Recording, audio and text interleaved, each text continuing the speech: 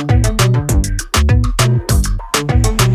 stand 60 meters in front of a tall wall and clap.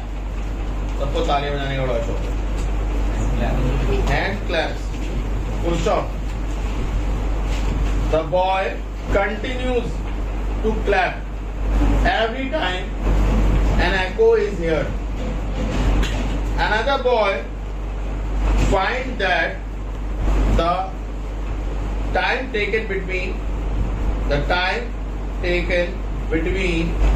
first and 51st clap is 18 seconds. Calculate the speed of sound. ठीक है हो गया. कल हमने एक क्वेश्चन करा था जिसमें हमने वो बात करी थी भाई, पहली ताली बजाई, वो ताली की आवाज गई, उसने एको सुनाई दी, दूसरी ताली बजाई. समझ में आया वाला? तो यही हो रहा है. ताली मार रहा है, जब उसको उसका एको सुनाई दे रहा है फिर वो ताली मार रहा है, फिर वो ताली मार रहा है, फिर जब उसका एको सुनाई दे रहा है फिर ताली मार रहा है. तो मतलब उसकी अगली क्लैप कब स्टार्ट हो रही है? जब उसकी फर्स्ट का एको सुनाई दे रहा है. तो अगर मैं बोलूं एक क्लैप के बीच की जो दूरी है, जो time taken between the two claps है, वही time taken of the echo है. तो गलत तो नहीं कहूंगा ना. क्वेश्चन की फर्स्ट लाइन क्या बोल रही है? क्वेश्चन की फर्स्ट लाइन बोलिए boy and clap. The boy continues to clap every time an echo is there. मतलब समझे? तुमने ताली मारी, टकराई, एको आई, तो फिर ताली मारी, तो दूसरी ताली का टाइम कब आया? मैं बोलूं time of second clap is equal to the time of first clap echo. एक ही बात है. कोई डाउट है इस बात में? तो इसमें कोई डाउट नहीं है ना किसी को? तो आप लिख लो फटाफट. Time of second clap is equal to मत बनाना, इक्वल का सिंबल बनाना. Time of second clap equal to time taken by first clap echo. अब बस हमें एक क्लैप के बीच का टाइम ड्यूरेशन चाहिए, है ना? अब हमें क्या चाहिए? एक क्लैप का टाइम ड्यूरेशन. और उसके लिए उन्होंने बोल दिया फर्स्ट क्लैप और 51st क्लैप कितने टाइम में हो रही है? 18 सेकेंड. तो अब मुझे बताओ, एक नॉर्मल चीज पूछ रहा हूँ, ठीक है? इमेजिन करो 1 2 3 4 5. फर्स्ट से, तो फर्स्ट काउंट करना है. जब बोलेगे फर्स्ट से, तो वहां से यहां से इसको करो. अब बताओ कितनी? ऐसे ही करो. अब बताओ कितनी होंगी? 5. अब बताओ कितनी होंगी? 6. अब 7. क्या ऑब्जर्व हो पा रहा है? ये जो नंबर है ये सोना है. और ऐसी कितनी क्लैप थी? 51 क्लैप. तो कितनी क्लैप हो गई? Time taken for 50 clap equal to कितना? 18 second. Time taken for 1 clap कितना हो जाएगा? 18 ये एक क्लैप का टाइम. और क्या यही टाइम टेकन फॉर एको हो जाएगा या नहीं हो जाएगा? बताइए. ये बात समझना है. ये देखो, ये छोटी छोटी बातें क्वेश्चन में छुपी हुई है, आपको रिवील करनी है. नहीं करोगे मुश्किल हो जाएगी. क्वेश्चन टफ नहीं है. कैलकुलेशन अगर जो तुम्हें सबसे ज्यादा टफ लगती है कैलकुलेशन, वो नहीं है टफ. सिंपल से कैलकुलेशन है, मल्टीप्लाई करना, डिवाइड करना, बस इससे अलावा कुछ नहीं करना. क्लियर है? अब आते हैं, बंदा यहाँ खड़ा है, बॉल ये है, बंदे की दूरी बॉल की तरफ कितनी है? 16 मीटर. 60 मीटर. तो आवाज क्या 60 मीटर गई? आवाज कैसे गई? तो 120 मीटर चली. तो वेलोसिटी का फॉर्मूला क्या होता है? 2d/d होता है. तो 2 कितना है और d कितना है? 60. और टाइम कितना है? 18/50. जो डिनोमिनेटर में होता है वो ऊपर भेज दो. 2 × 60 × 50/18. 18 कितना? 85 था नहीं, 6 × 10 × 6 3 अब तो नहीं कटेगा ना, मेरे अब तो नहीं कटेगा। कितना आ रहा है? 5 × 2 = 10, 1 2 1 2 कौन 3 तो 3.33 मीटर पर सेकंड ये आएगी वेलोसिटी। क्लियर है नहीं? तो आपने कुछ नहीं करा, आपने जो भी स्पीड थी 50 ऊपर जा चुका है, 50 को वैसे छोड़ दो, 6 से काटो, 6 10 × 6 3 18 होता है। अब 3 से डिवाइड कर लो, जो भी आपका आंसर आएगा वो आपका आंसर है। क्लियर है? देखो इसमें क्या क्या बातें छुपी हुई थी। इसमें छुपा हुआ था कि भैया आपको जो फर्स्ट क्लैप है, सेकंड क्लैप आप कब मार रहे हो, जब फर्स्ट क्लैप का आप क्या सुन ले रहे हो, तो वो आपको पता होना चाहिए। ठीक है, तो इसका मतलब जो time duration of first clap है वही टाइम ड्यूरेशन ऑफ एको है। क्लियर है? अब उन्होंने क्या बोल दिया, 1 से 51 क्लैप तक 18 सेकंड लग रहे हैं। तो 1 से 51 क्लैप तक कितने होते हैं? 0 से नहीं बोला उन्होंने, 0 मतलब पहली क्लैप इंक्लूड करके। तो फर्स्ट जब बोले 1 से 51 तो आपको एक क्लैप इंक्लूड हटानी पड़ेगी, क्योंकि 1 से तो काउंटिंग स्टार्ट कर रहे हो। क्लियर है? तो उससे उसके बीच में कितनी क्लैप्स हो रही है? 50 क्लैप। 50 क्लैप में कितना टाइम ड्यूरेशन होगा? तो एक क्लैप में कितना होगा? 8 क्लैप का ड्यूरेशन है, वही फर्स्ट क्लैप का टाइम नहीं मिल गया आपको, डिस्टेंस भी आपको पता था, स्पीड निकालने में कौन सा बड़ी बात है। क्लियर है? कोई डाउट है? बढ़िया, अगला क्वेश्चन लिखो, इसको जगह छोड़ देना, अगला क्वेश्चन लिखो।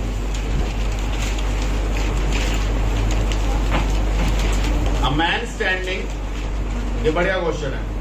A man standing in front of vertical cliff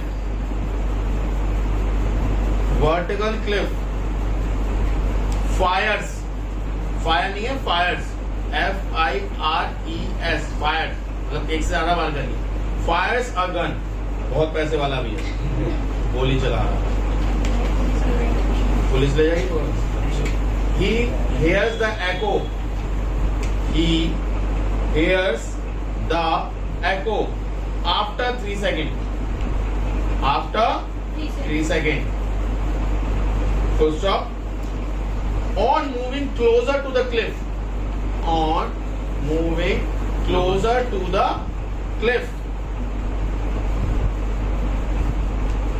By 82.5 meter, comma, he fires again. बहुत पैसा. He fires again and hear the echo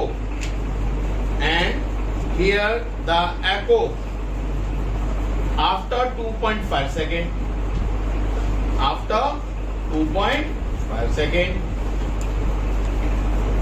Find distance of the cliff.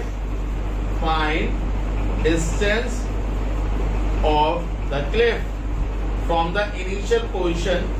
Find the distance of the cliff from the initial position of the man. Second part, the speed of sound.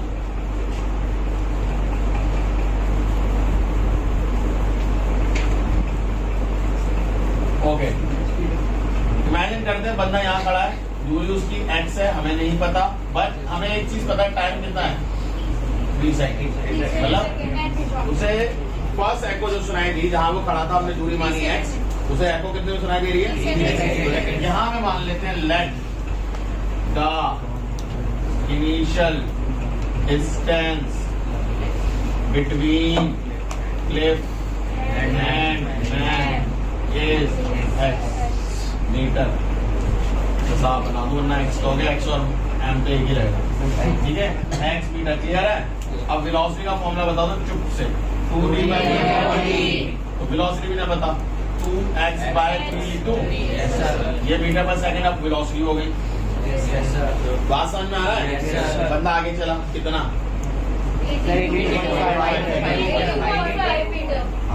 अब बहुत मस्त बात, अगर आगे चला distance कम तो होगा, x और ये क्यों हुआ ये बताओ, 82.5 - x क्यों हुआ? सर बड़े से बड़ा। बहुत सिंपल होगा ना, बड़े से छोटा। पहले बड़ा भैया 8x है और u छोटा है, ये यहाँ से यहाँ तक x है और ये 82.5। बड़े से छोटा ही माइनस हो, बचा हुआ निकालना है ना। मैं कहूँ तुम्हारे पास 100 रुपए 30 रुपए खर्च हो गए, तो 30 में से 100 तो माइनस नहीं करोगे ना, 100 में से 30 माइनस करोगे ना, 30 में 100 माइनस कर दोगे, माइनस 70 रुपए बचे तुम्हारे। बड़े खतरनाक बात हो, मतलब तुमने खर्च भी करा और पैसे उधार भी करा है। ओ माय गॉड, 100 रुपए के बाद कभी मत जाना सब घरों को लूट गया होगा। 82.5 माइनस करो, कितना आएगा?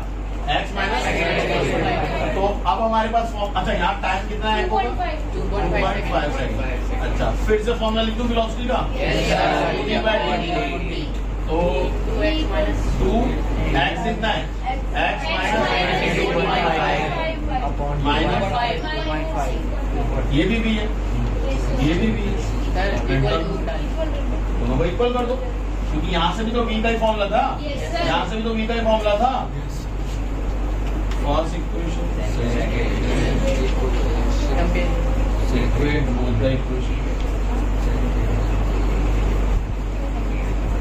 ठीक है ना। तो 2x minus 82.5 upon 2.5 equal to 2x upon 3 2 से 2 काटो, तो ये काटो, 3 को यहाँ भेजो, 3x 82.5 और 2.5x। कोई भाई कोई दिक्कत? 3 into x 3 into माइनस करो, 3 5 जा 15, 3 2 जा 6 और एक 7 और 3 जा 24 इक्वल टू 2.5x। क्या क्या है बताओ फटाफट? 3x minus 247.5 equal to 2.5x। ये है ना, यही है ना? सही। इसको कर लो, इसको कर लो।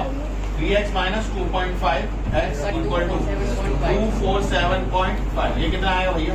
0.5। ये आना चाहिए वैसे। इसको नीचे भेजो, x इक्वल टू 247.5 5 में से 5 5 4 जा 20 बचेंगे 4 40 5 9 जा 45 तो x की वैल्यू क्या है? 495 मतलब भैया इनिशियली बंदा कहाँ खड़ा था? यहाँ पे आपको स्टेटमेंट लिखना पड़ेगा, initially person standing from the Cliff is 495। कोई डाउट? यहाँ पे 495 को इस इक्वेशन में रखो, ज्यादा इजी रहेगा। तो अगर इसमें रखोगे तो क्या आएगा?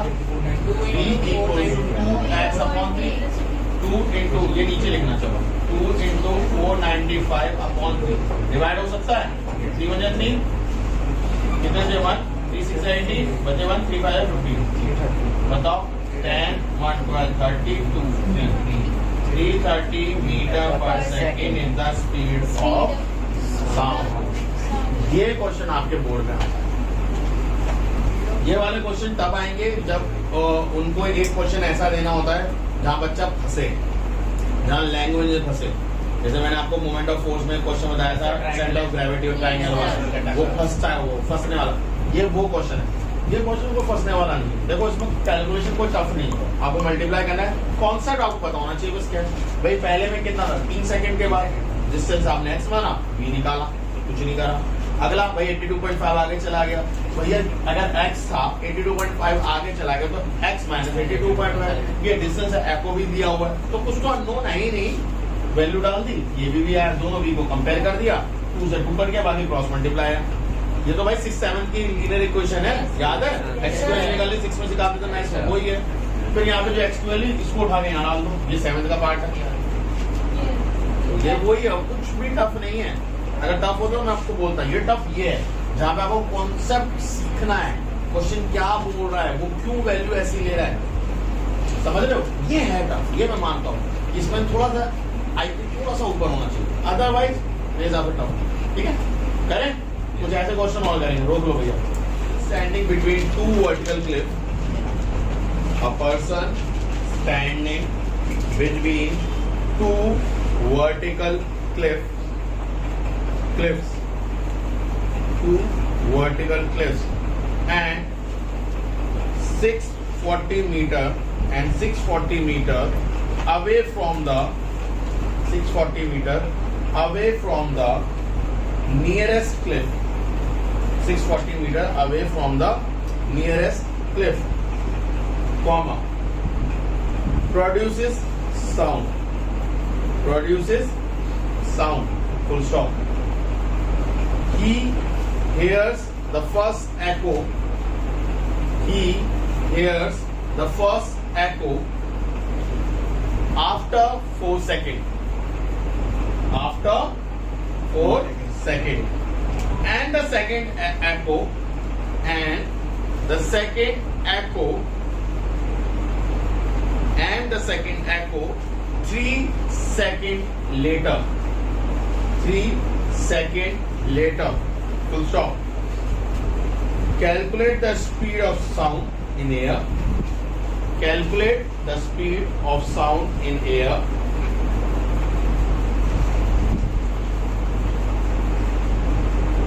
And distance between the cliffs. Calculate the speed of sound in air. Second, distance between the cliff. Question समझ में आया सभी को? अब देखो, मान लेते हैं 2 क्लिफ है, बंदा कहीं खड़ा है दोनों के बीच में, जो नियरेस्ट क्लिफ है उससे दूरी कितनी है? 640 मीटर, ठीक है। और ऑब्वियसली दूसरी दूरी हमें नहीं पता, तो उसे मान लेंगे, तो लेट या डी मान लें। Let the distance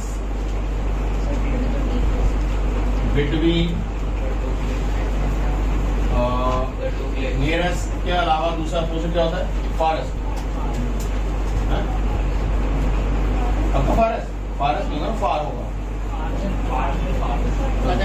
late further बोलते, लेट द डिस्टेंस बिटवीन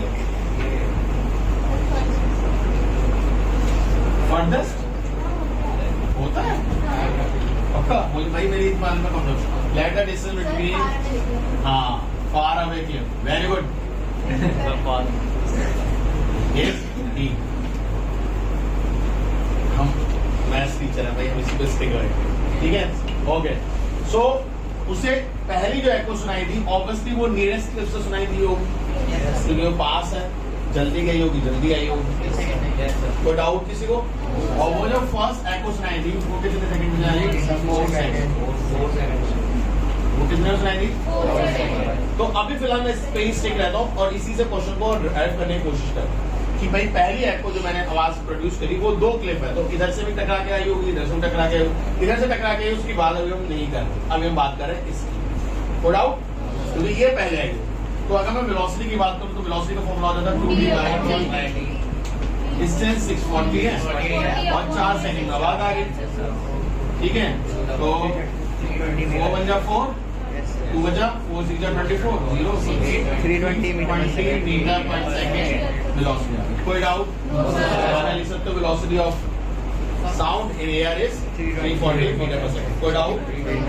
अब उन्होंने जो क्वेश्चन में बोला 3 सेकंड लेटर, 3 सेकंड मतलब 4 सेकंड के बाद। सिंपल सा बात बताओ, 4 सेकंड के 3 सेकंड बाद कौन सा सेकंड आया? 7। तो second echo here after 3 seconds of the first echo. So total कितना हो गया? 4 पहले हुआ था, 3 यानी 7 सेकंड बाद दूसरी echo सुनाएंगे, ठीक है। तो v equal to 2d/t। Velocity अब आप निकाल चुके भैया, ऐसे तो नहीं है ना उधर की तरफ अलग आवाज है, इधर की तरफ अलग हो सकता है, बट अभी नहीं मानेंगे भाई। इधर गर्म हवा थी ना ठंडी हवा थी, ऐसा हो सकता है। हवा इधर से इधर फेवर में चल रही थी, तो हो सकता है साउंड में होंगे, बट अभी फिलहाल हम ये सब चीजें इग्नोर करके मानते हैं दोनों तरफ एक ही स्पीड है। तो 320 2d और टाइम कितना रखें? 7 से मल्टीप्लाई करो। 320 इंटू 7/2 कितना आएगा? 160। ये आएगा 160 इंटू 7 कर दो, कितना आएगा? 0 7 6 42 1120 आ गया। टोटल डिस्टेंस कैसे निकालोगे? 1120 + 640 1120 प्लस 640 1120 प्लस 640 कितना हो जाएगा बच्चों? 0 6 7 1। तो 1760 दोनों क्लिफ के बीच की दूरी थी। स्टेटमेंट जरूर लिख लेना दोनों जगह, ठीक है मैडम? हाँ बोलो sir. Far cliff and back भी आएगा। Far and back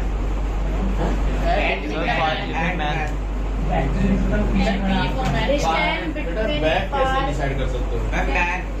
man far away clear and man sir ले लो। हाँ मेरी ग्रामर भी चेक करोगे? लिख लो बिल्कुल लिख लो, ठीक है? इन सब में बस मेरे फिर इसके पेपर में जो चेक होगा वो ये होगा कि आपको जो लिखा है वो सही है वो गलत या गलत है, वो ये चेक नहीं करने वाले, गारंटी, ठीक है? मैं इस बात की गारंटी ले सकता हूँ कि अगर आप स्टेटमेंट छोड़ो तो डिस्टेंस के स्पेलिंग DSTNC लिखोगे तो भी चलेगा। वो प्रोनाउंस वही होना चाहिए जो आपने लिखा है, जो चाहते हो। स्पेलिंग कुछ भी चलता है, वो सिर्फ ग्रामर में नहीं चलता। मतलब ये कहते अच्छा चलता है ग्रामर में भी लिख रहे हैं फटाफट। हाँ डेफिनेशंस में नहीं चलता। जैसे स्टेटमेंट तो मैं यहाँ लिख रहा हूँ मैं B/W बिटवीन, बट अगर यही सेम चीज जो तुम लोग स्टेटमेंट में लिख दोगे, जो कोई प्रिंसिपल है कोई लॉ है उसमें अगर ऐसे लिख दो मार्क्स कट जाएंगे। You can't add a word in a principle, laws or rule and you can separate the words from that. कई बुक्स में वो स्टेट होता है और हर बुक में सेम ही होता है। ये थोड़ी हर बुक कहती है अरे भाई नहीं न्यूटन पापा ने जो पहला लॉ दिया वो उससे सेकंड मानते हैं, जो उसके लॉ को चेंज कर दिया कुछ और बना दिया, नहीं ऐसा नहीं हो सकता, ठीक है? ओके लास्ट क्वेश्चन करते हैं। इन अ सोनार बहुत सिंपल क्वेश्चन है तो आराम से कर लोगे। In a sonar, comma, ultrasonic wave are sent into the seawater,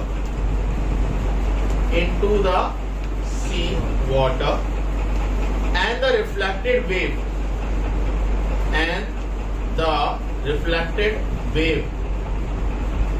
from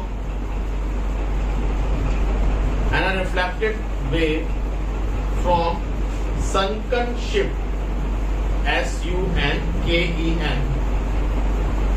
sunken मतलब समझते हो ना, जो सिंक हो चुका है, डूबा हुआ ship are received after 2 second.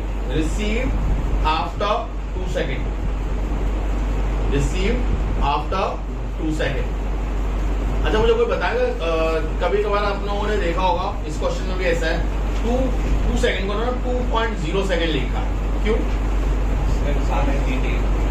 Detail में नहीं। अगर कभी टाइम अगर ऐसा कुछ टाइम दिया हुआ है, कहीं टाइम पूछा है तो उन्होंने एक हिंट दी है कि आप जो टाइम निकालोगे वो 1 डेसिमल प्लेस से निकालो। तो जो भी चीज अब दिखी होती है 1 डेसिमल प्लेस, तो आप समझा करो बाकी चीजें भी वो 1 डेसिमल प्लेस तक ही मांग रहे हैं। क्लियर है? ध्यान रखना तक निकालना पड़ेगा तो मोर एक्यूरेट जा रहा है। अगर टाइम पीरियड पूछे, अभी टाइम पीरियड नहीं पूछे। If the velocity of the wave, if the velocity of the wave in sea water, velocity of the waves in sea water is 1450 meter per second. Full stop. Find the depth of sunken ship. तो बहुत simple question है भैया। यहाँ नदी है, यहाँ से उन्होंने आवाज भेजी, ये डूबा हुआ जहाज है पड़ा हुआ है, यहाँ से आवाज आई टकरा के गई, टाइम कितना लगा? 2 सेकेंड। और वेलोसिटी का फॉर्मूला था 2d/t। अब मुझे बताइए वेलोसिटी आपको पता है, टाइम आपको पता है, d आप निकाल लीजिए। क्योंकि देखो v कितना है? 1450। 2 into d नहीं पता, टाइम कितना है? वाह, ठीक है? तो इससे एक बात क्या सीखने को मिली कि जो क्वेश्चन लास्ट में उसका मतलब ये नहीं हो टफ हो, सबसे इजी भी हो सकता है। 3 लाइन में सॉल्व हो गया। ओके क्लियर है सभी को?